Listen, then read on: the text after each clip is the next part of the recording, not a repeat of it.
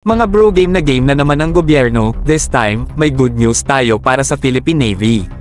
Inanunsyo ng Department of Budget and Management o DBM ang release ng SARO o Special Allotment Release Order para sa pondo ng Offshore Patrol Vessel Acquisition Project ng PN. Ibig sabihin nito, may pondo na, may plano na, at siguradong tuloy-tuloy na ang modernisasyon para sa ating maritime guardians. Para sa mga hindi pa familiar mga bro, ang SARO ang dokumentong nagbibigay daan para sa aktwal na paggamit ng budget.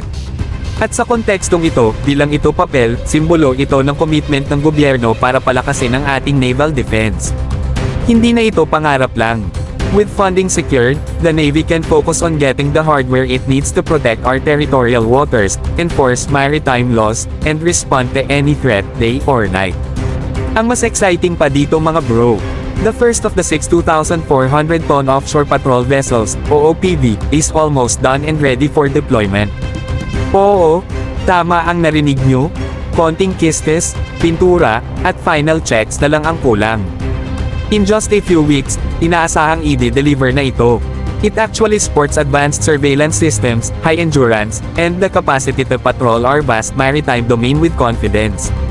Hindi na basta-basta ang kalaban, mga bro.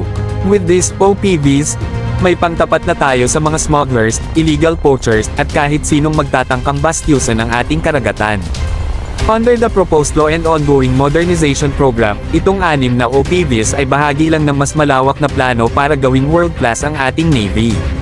At kung ganyan ang pacing, mukhang seryoso talaga ang gobyerno na tapatan ang mga hamon sa West Philippine Sea at beyond.